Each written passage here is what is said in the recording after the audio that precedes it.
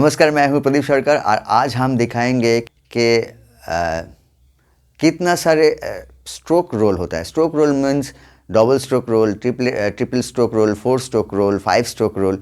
ये बहुत इम्पॉर्टेंट एक लेसन प्रैक्टिस है जो करने से आप लोगों को बहुत डेवलप होगा हाथ और प्लेइंग में भी। मतलब आप जब डबल स्ट्रोक, ट्रिपल स्ट्रोक या 4 स्ट्रोक रोल लेंगे तो 5 स्ट्रोक रोल लेंगे तो फिर सुनने में बहुत अच्छा धमाकेदार लगेगा। तो हम स्टेप बाय स्टेप दिखा रहे, आप ज़रूर देखो और बाद में कमेंट्स करके बताना कैसे लगा। और उसके साथ यही बोलना चाहता हूँ कि अगर आप सब्सक्राइब नहीं किया हो तो प्लीज़ सब्सक्राइब कर देना। ओके।